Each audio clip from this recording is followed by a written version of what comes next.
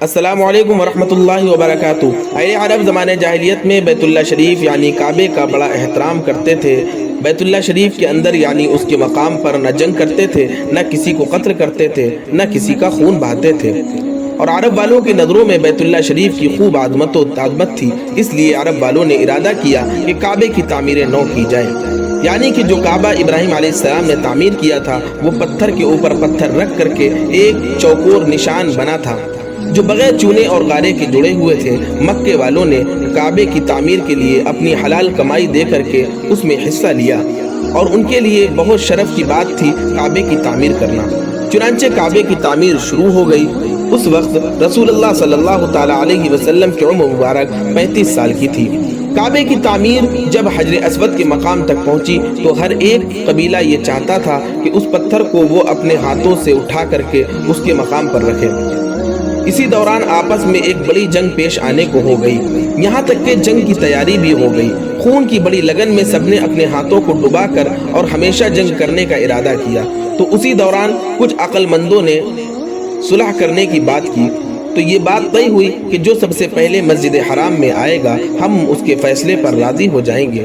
چنانچہ دوسرے دن اللہ کے رسول صلی اللہ تعالی علیہ وسلم سب سے پہلے مسجد حرام میں داخل ہوئے، تو سب نے دیکھ کر کے کہا یہ امین ہے، یہ امین ہے، ہم ان کی بات، ان کے فیصلے پر راضی ہیں۔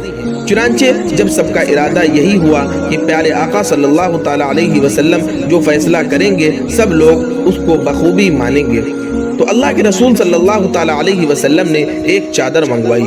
اس چادر میں حجر اسود کو رکھوایا اور ہر قبیلے کا ایک ایک انسان بلایا، اس چادر کو اٹھوایا اور بیت اللہ شریف کے پاس تک لے گئے، اور پھر حجر اسود کو اپنے ہاتھوں سے اٹھا کر اس کے مقام پر رکھ دیا۔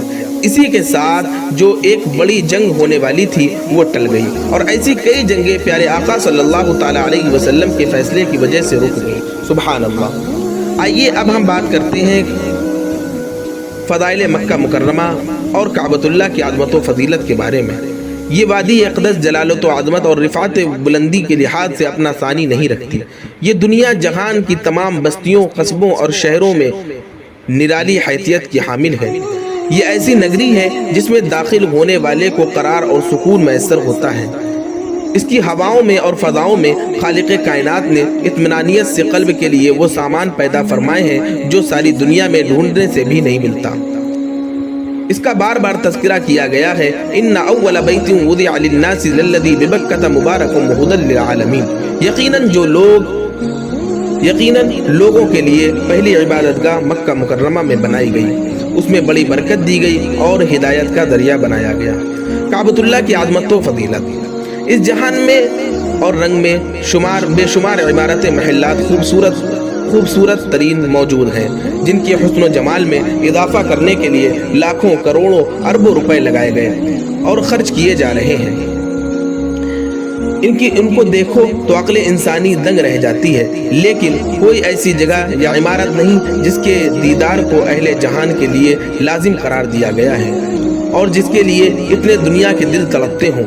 یہ اکرام و مقام صرف ایک عمارت کو نصیب ہوا ہے جس کو عام پتھروں سے اٹھایا گیا ہے۔ اللہ رب العزت نے اس کو بیت اللہ قرار دیا ہے، یعنی اللہ کا گھر، اور اس کی زیارت کو تمام اہل عرب ثروت و ہمت پر لازم قرار دیا۔ وَلِلَّهِ عَلَى النَّاسِ حِجُّ الْبَيْتِ مَنِ اسْتَطَاعَ إِلَيْهِ سَبِيلًا وَمَنْ كَفَرَ فَإِنَّ اللَّهَ غَنِيٌّ عَنِ الْعَالَمِينَ۔